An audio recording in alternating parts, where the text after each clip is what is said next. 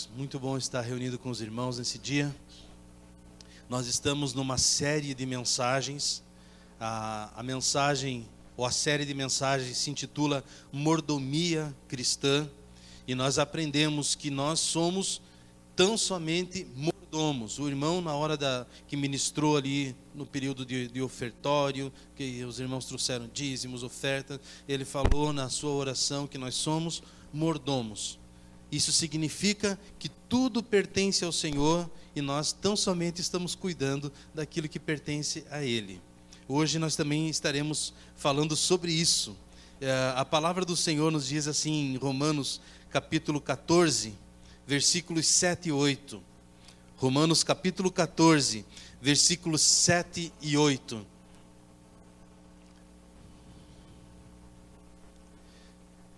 Porque nenhum de nós vive para si mesmo, nem morre para si.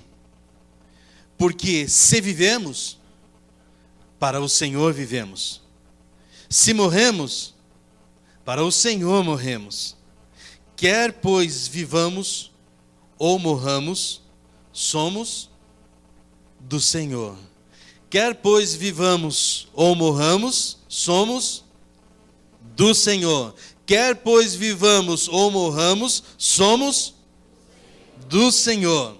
Nós aprendemos, então, semana passada, que aquele discípulo do profeta, ele não foi um bom mordomo e ele não colocou a sua casa em ordem, a sua vida em ordem. E nós precisamos colocar nossa vida em ordem. Por quê? Porque nós não sabemos o tempo de vida que temos.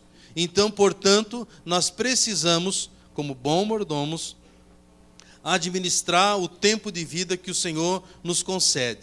Uma vez que nós entendemos que a nossa vida pertence ao Senhor, nós precisamos aprender também qual o sentido, então, real da nossa vida. Porque se entendemos o sentido real para a nossa vida, toda a nossa agenda de vida, ela é alterada. Quando nós descobrimos para que nós vivemos, ou para quem nós vivemos, então a nossa vida, as nossas atividades, ela toma um rumo diferente. Eu quero pedir para você encontrar na sua Bíblia a carta de Filipenses, capítulo 1, e nós leremos do verso 20 até o verso 26.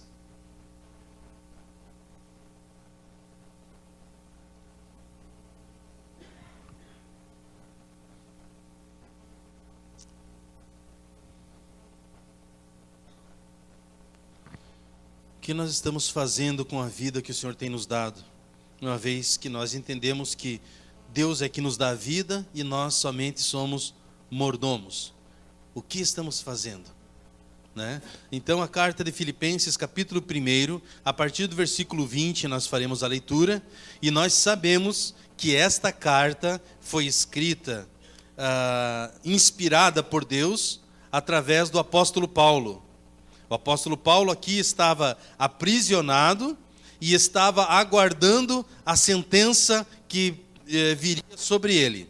Né? Então vamos lá, a partir do versículo 20. Filipenses capítulo 1, a partir do verso 20.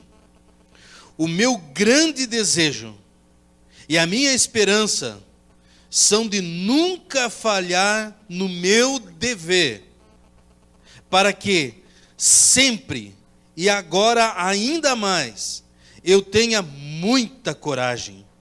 E assim, em tudo o que eu disser e fizer, tanto na vida como na morte, eu poderei levar outros a reconhecerem a grandeza de Cristo. Versículo 21. Pois para mim, viver é Cristo e morrer é lucro. Mas, se eu continuar vivendo, poderei ainda fazer algum trabalho útil. Então, não sei o que devo escolher. Estou cercado pelos dois lados, pois quero muito deixar esta vida e estar com Cristo, o que é bem melhor. Porém, por causa de vocês, é muito mais necessário que eu continue a viver.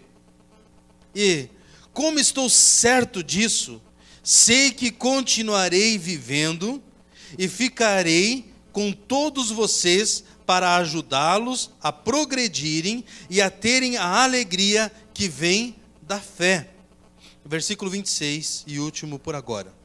Assim, quando eu for visitar vocês outra vez, vocês terão muito mais razão ainda para ficarem orgulhosos de mim, na vida que vocês têm em união com Cristo Jesus. Amém, irmãos? Amém. Aqui então nós vemos essa passagem, o apóstolo Paulo, ele estava abrindo o seu coração, dizendo qual era o real sentido da vida para ele, e qual deveria ou deve ser o sentido da nossa vida. Coisa boa é quando nós sabemos o sentido real da nossa vida. Coisa terrível é a pessoa viver sem entender qual o sentido para se viver. Não há razão. Se a pessoa não encontra o sentido de vida, a razão, a missão, e nós como discípulos do Senhor Jesus, eu quero chamar a atenção nesse momento, que esta carta foi enviada para a igreja. Não foi enviada para pessoas que ainda não conheciam o Evangelho, mas para a igreja. Então, qual é o sentido da vida para aquele que já faz parte daquilo que nós chamamos de igreja, que é o corpo de Cristo? É tão importante que nós saibamos, e o apóstolo Paulo, ele fala sobre isso. A primeira coisa, no versículo 20, eu quero reler, ele diz assim: o meu grande desejo e a minha esperança são de nunca falhar no meu dever, para que sempre e agora ainda mais eu tenha muita coragem e assim, em tudo que eu disser e fizer, tanto na vida como na morte, eu poderei levar outros a reconhecerem a grandeza de Cristo. Qual era o dever do apóstolo Paulo? Que ele disse que tinha? Levar outros a conhecerem a grandeza de Cristo. Levar outros a cantar aquele louvor que, vez por outra, nós cantamos, né? Quão grande é o meu Deus. Eu cantarei, quão grande é o meu Deus. O nosso dever é levar as pessoas a reconhecerem a grandeza de Cristo. João, o apóstolo, ele fala no capítulo 1 de João, versículo 29, ele aponta para Jesus dizendo: eis o Cordeiro de Deus que tira o pecado do mundo. Ele aponta para Jesus dizendo: Jesus é a própria oferta de Deus para o mundo. Ele aponta para a grandeza do Senhor Jesus, do ministério dele, da razão de vida dele, do próprio Senhor. Então, qual é o nosso dever como discípulos do Senhor Jesus? Levar outras pessoas a reconhecerem a grandeza de Cristo. Quantas são as pessoas que você, igreja do Senhor, já levou a conhecer ou a reconhecer a grandeza de Cristo? Quantas são as pessoas que você compartilhou com essa pessoa a razão da sua fé ou da esperança que há em ti? Mais ávidos do que anunciarmos tantas coisas que anunciamos em palavras ou através de redes sociais, o que nós mais precisamos, estou falando para a igreja. Tem alguém aqui que faz parte da igreja de Cristo? Assinale com a sua mão, por gentileza, aqui, lá em cima temos alguém também, glória a Deus. Então, para mim e para você, que reconhecemos que somos igreja do Senhor, essa carta de Paulo foi enviada para a igreja. E ele diz: o meu dever, como cristão, como discípulo, é levar as pessoas a reconhecerem a grandeza de Cristo. Em Mateus capítulo 28, versículo 19, a mensagem que o Senhor Jesus deixou, o que nós conhecemos hoje como a grande missão da igreja é: portanto, vão por todo o mundo, pregando o evangelho a toda a criatura, batizando-os em nome do Pai, do Filho e do Espírito Santo, ensinando-os a guardar todas as coisas que vos tenho ordenado, e estou convosco todos os dias até a consumação dos séculos. Então a nossa missão é essa, o nosso dever. Não há sentido na vida do cristão, aquele que entregou a sua vida a Cristo, se não for para repartir com outros, as pessoas que estão à nossa volta, sobre as boas novas de Cristo. Quando você, que levantou a sua mão dizendo que é a igreja de Cristo, você não fala do evangelho para uma pessoa que ainda nunca ouviu falar, que não conhece a Cristo como você, é como uma enfermeira negar o remédio para o paciente. É como um médico que nós vimos essa semana, foi para atender uma criança, chegou no condomínio, no prédio onde a criança estava, e ela talvez por estar cansada, eu não sei, não estou aqui para julgá-la, ela rasgou o prontuário, deixou a criança e a reportagem diz que a criança veio a óbito. Alguém assistiu essa reportagem? Alguns. Então, quando nós não anunciamos as grandezas do Senhor Jesus, é como se nós, que de repente alguém pode ter apontado o dedo para a médica dizendo: olha só o que ela fez. Era a responsabilidade dela, pois ela fez juramento. Ela jurou que ela iria ajudar.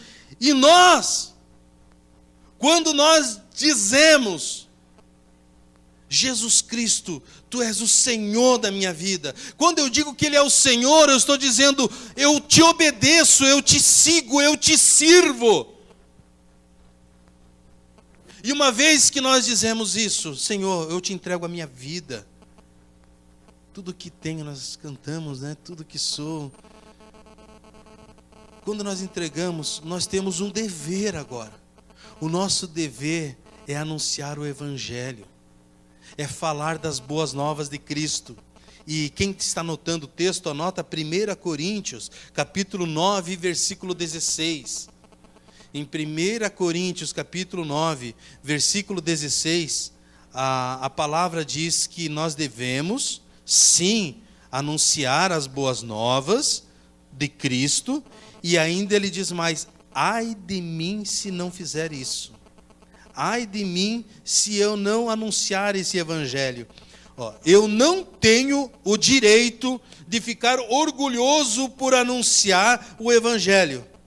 Afinal de contas, fazer isto é minha obrigação. Ai de mim se não anunciar o evangelho. Qual é o nosso dever?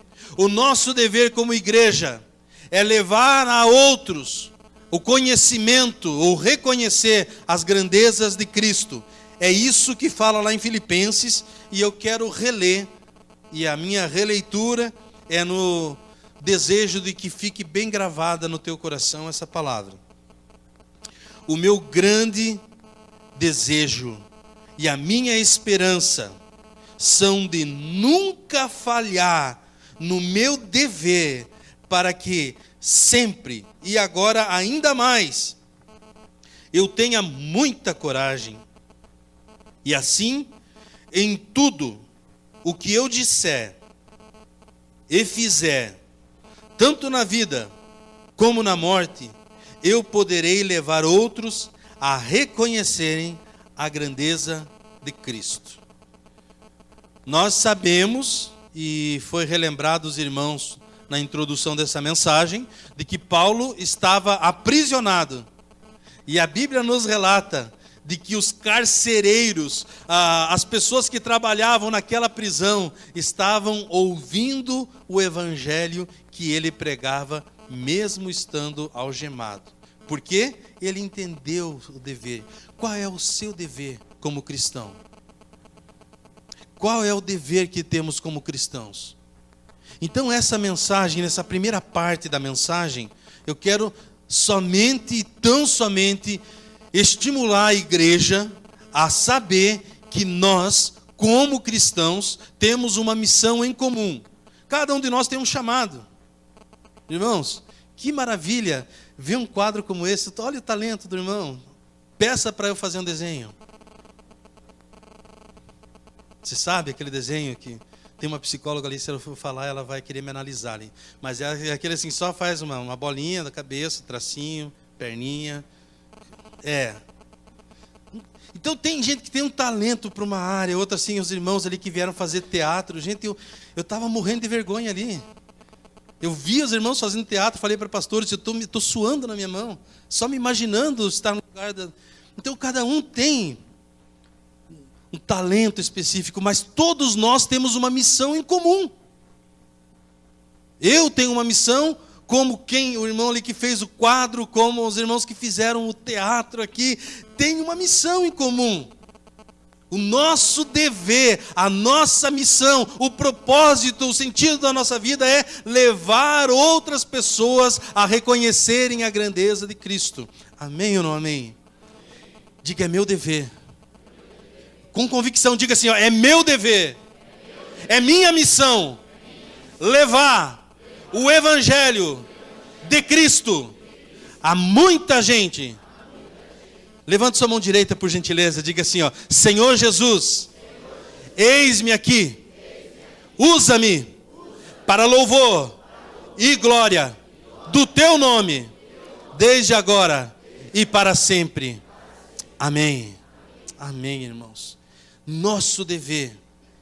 E ele diz assim, minha grande esperança e o meu desejo é que tanto naquilo que eu falar, naquilo que eu fizer, quer seja na minha vida ou quer seja na minha morte, que em tudo o nome do Senhor seja glorificado. Esse é meu dever. Que esse seja de fato o nosso dever. Porque quando nós entendemos o sentido da nossa vida, começa a ficar mais claro. Começa a se aclarear. Porque vivo para a glória do Senhor. Para glorificar o nome do Senhor, o meu dever. Agora, o segundo ponto da mensagem, eu releio o versículo 21. Pois para mim, viver é Cristo, e morrer é lucro, ganho. Então, o meu dever é levar outros a reconhecer a Cristo, e o meu viver, qual é o meu viver? O meu viver... Diz na carta de Gálatas, capítulo 2, e o versículo 20. Fui crucificado com Cristo. Vivo não mais eu, mas Cristo vive em mim. E a vida que eu vivo na carne, vivo na fé do Filho de Deus, que me amou e se entregou por mim. Então o meu viver é Cristo. Quem estava dizendo isso foi um homem que tinha a sua vida ao avesso. Quem conhece a história deste personagem bíblico que Deus usou para escrever essa carta, sabe que outrora, antes, ele era um perseguidor da igreja. Aqui, em nosso meio, existem pessoas que antes da sua conversão, você também era um perseguidor da igreja. Talvez você não perseguia com tanta veemência quanto esse personagem bíblico fazia. Porque a Bíblia nos relata de que ele, tendo autoridade do governo da época, ele pedia, me dê uma autorização, me dê uma carta de autorização, porque eu quero ir lá naquele bairro, porque eu sei que naquele bairro em Erval do Oeste, naquele bairro em Joaçaba, lá em Catanduvas, tem um povo que se reúne, eu quero ir lá para prender essa gente, para prender esse povo. Era essa a missão que ele tinha. E o Senhor o encontra, e ele tem a sua vida transformada. Agora, a vida dele passou a ser Cristo. Quando nós temos a nossa vida transformada, nós vivemos para Cristo. Essa é a hora de dizer amém. Não precisa colocar ali, diga amém, diga aleluia. Mas não é pecado, viu, irmãos? Se você concordar, diga amém, assim, sim. Quando nós temos a nossa vida transformada, nós vivemos para Cristo. Amém. Vivemos para Ele, por Ele. Porque dele, por Ele, para Ele, são todas as coisas. A Ele seja dada a glória, desde agora e para sempre. Então, nós vemos que Paulo, ele entendeu isso. O dever dele era anunciar as boas novas. E o viver dele é Cristo. Ele disse, para mim, o viver é Cristo. Eu não consigo entender como um cristão, que se diz cristão, que diz que entregou a sua vida ao Senhor Jesus, e que não vive para Cristo. É incompatível. Porque quando nós temos nossa vida transformada, nós chegamos à conclusão que nós encontramos em Gálatas 2:20, que nós lemos antes. Fui crucificado com Cristo. Agora vivo não mais eu, mas é Cristo que vive em mim. Então agora a nossa vida é a partir de Cristo. O sentido da nossa vida está em ter Cristo em nós. E tudo que... Porque assim, irmãos, queridos irmãos, e todos os amigos que aqui estão, aqueles que estão assistindo ou estarão assistindo esse vídeo, nós podemos viver, ou a pessoa pode viver da maneira que bem entender. Mas a partir do momento que nós decidimos entregar a nossa vida a Cristo, não tem como continuar vivendo da mesma maneira. Não tem. Aí nós começamos a entender que a palavra do Senhor, ela mexe com o nosso jeito de ser. Ela mexe com o nosso jeito de pensar. Ela mexe com o nosso jeito de falar. Porque o Evangelho é poder de Deus para a salvação de todo aquele que crê. O Evangelho do Senhor é poder, e o poder do Senhor transforma a vida do perdido em alguém salvo, daquele que estava deprimido em alguém alegre, daquele que vivia solitário, agora habitando em família, porque o Evangelho é poder de Deus. Então nós vivemos para Cristo, por Cristo, em Cristo. Nós precisamos entender isso. Então é impossível você entregar a sua vida a Cristo e continuar vivendo a vida da maneira com que você vivia. Prepare-se, meu irmão, prepare-se, minha irmã, porque quando você entrega a sua vida a Cristo, a nossa vida é transformada, sobretudo para melhor. A nossa vida é transformada. O oprimido, o viciado pode encontrar em Cristo libertação. O enfermo pode encontrar a cura, o perdido encontra em Cristo a salvação. Foi o que aconteceu na vida desse cidadão que estava escrevendo a carta ao povo, à igreja que se encontrava na cidade de Filipo. Então a igreja dos filipenses. E ele disse: gente, para mim o viver é Cristo, eu vivo para Cristo. Então nós sabemos que o sentido da nossa vida, o nosso dever como cristão é proclamar as boas novas. E a nossa vida, ela é vivida a partir de Cristo.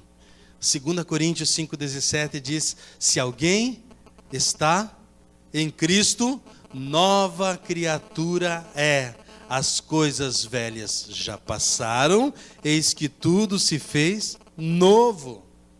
Por quê? Porque estamos em Cristo, porque vivemos em Cristo.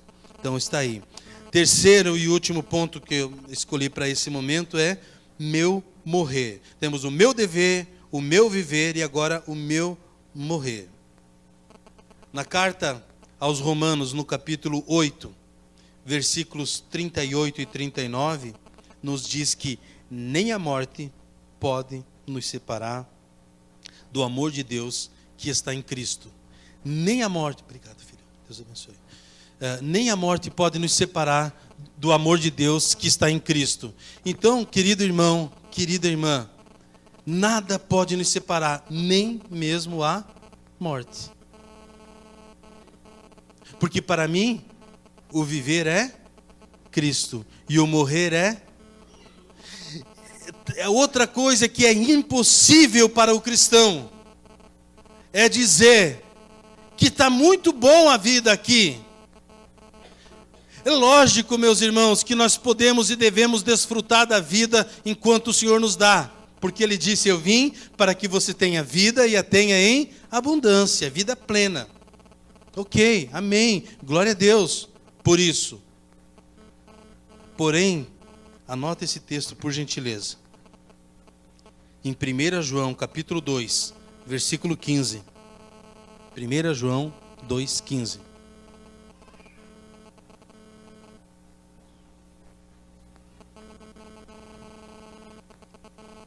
Diz assim: não amem o mundo, nem as coisas que há nele.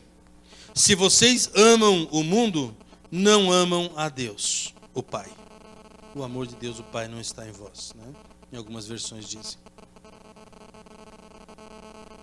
Olha só, se nós voltarmos aqui na carta de Filipenses que nós lemos antes, a palavra diz assim, ó: estou cercado pelos dois lados, pois quero muito deixar essa vida e estar com Cristo, o que é bem melhor.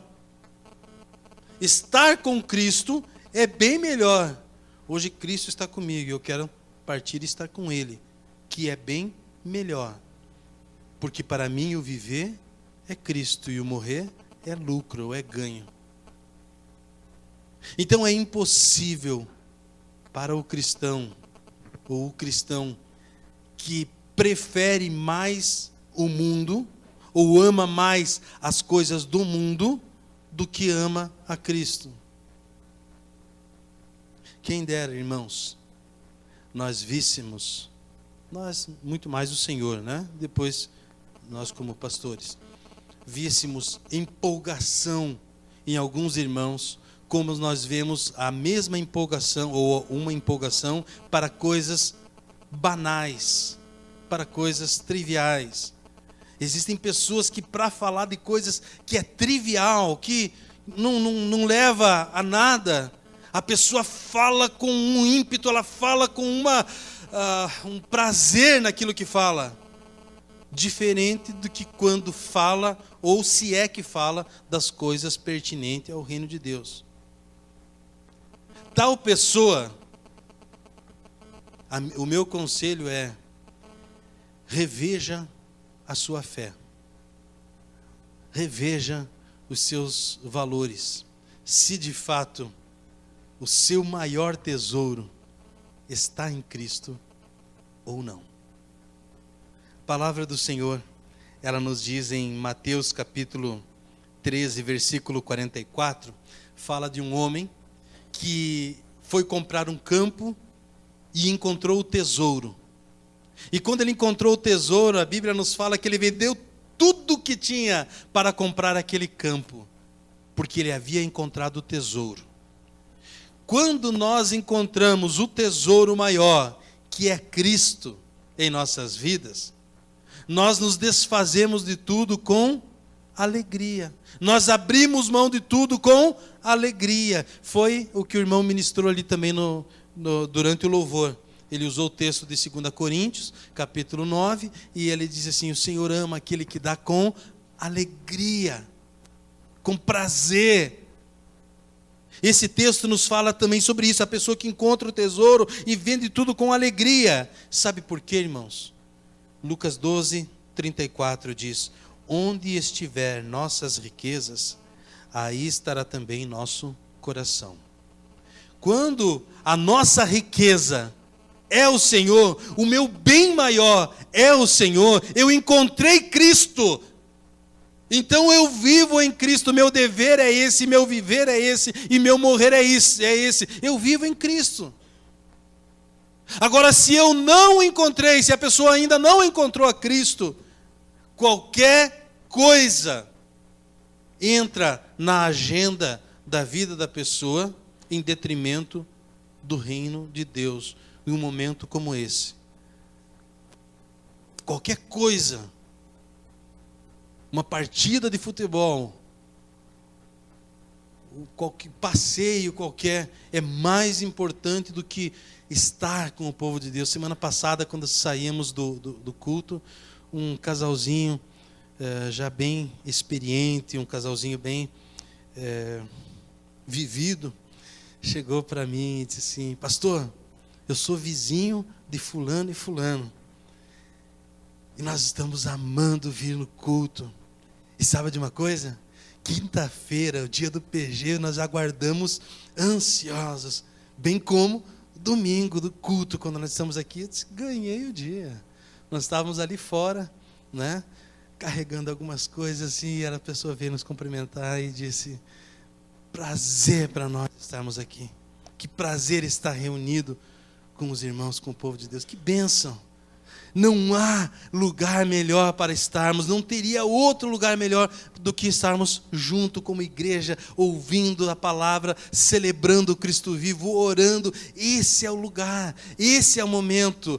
Para isso que o Senhor nos criou também, para estarmos reunidos como igreja. O nosso dever é anunciar o Evangelho, o nosso viver é Cristo e o nosso morrer é para Ele. Porque quando se vivemos, diz a palavra de Romanos, para o Senhor vivemos. Se morremos, para o Senhor morremos. Quer pois vivamos ou morramos, somos do Senhor. Vivo, Cristo está em mim. Se eu morrer, eu vou para com Ele. E sempre estamos e estaremos juntos. Por isso, o texto que nós lemos fala: nem a morte e nem a vida, nada pode nos separar do amor de Deus que está em Cristo Jesus, o nosso Senhor. Os irmãos se organizam. Eu leio Romanos capítulo 11, e se os irmãos estão acompanhando aí, Romanos capítulo 11, versículo 36.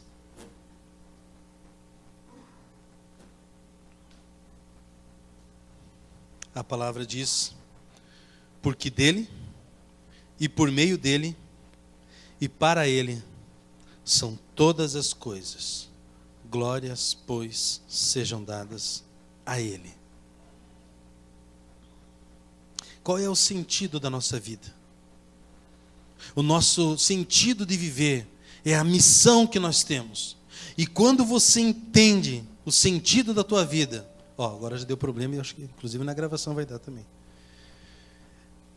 Quando nós entendemos o sentido da nossa vida, nós entendemos que o nosso dever é falar de Cristo. Então, para isso vivo em Cristo, e se morrer, morro para a glória do Senhor e vou para o Senhor também. Esse é a razão de vida que o apóstolo Paulo anunciou à igreja, estando ele aprisionado, estando ele preso. Ele anuncia as boas novas. Como alguém aprisionado anuncia boas novas? Porque ele encontrou o tesouro maior. Talvez alguém aqui, essa noite, ainda não tomou a decisão de entregar a sua vida a Cristo. Gostaria de te convidar a que você refletisse sobre isso, o real sentido da sua vida. Deus te trouxe aqui hoje. Está dando eco, filho. Acho que deve ter aberto algum canal. Deus te trouxe aqui hoje para que você ouvisse essa palavra e para que o Senhor pudesse falar a você o real sentido da sua vida. Nós temos um dever como cristão. Nós vivemos como cristãos. E até na nossa morte nós podemos e devemos glorificar a Cristo. Convido você a fazer a sua escolha. Releia novamente o versículo 20, que para mim foi muito claro para essa mensagem. O meu grande desejo e a minha esperança, olha só, o meu grande desejo e a minha esperança são de nunca falhar no meu dever, para que sempre e agora ainda mais eu tenha muita coragem, e assim, em tudo o que eu disser e fizer, tanto na vida como na morte, eu poderei levar outros a reconhecer a grandeza de Cristo. Que você e eu não façamos como o exemplo que lhes falei da reportagem daquela médica que não, por alguma razão, não atendeu aquela criança que veio a falecer. Que eu e você não negligenciemos as boas novas para ninguém, porque nós não sabemos o tempo de vida que cada um de nós tem. E se esta será a minha ou a sua ou daquela pessoa a única oportunidade que ela terá de ouvir o Evangelho. Se aquela médica imaginasse, talvez ela tivesse ficado. E é assim que muitos cristãos falam: ah, se eu soubesse, eu teria feito isso. Ah, se eu soubesse, eu teria ficado mais um tempo, eu teria orado um pouco mais, eu teria falado um pouco mais. Meu grande desejo, disse Paulo, é de não falhar nessa missão, no meu dever. O meu grande desejo é que eu não falhe nesse dever, de levar outros a reconhecer a grandeza de Cristo. Nós vamos cantar um louvor que exalta o nome de Cristo. E eu convido você como igreja a louvar ao Senhor, depois nós vamos orar.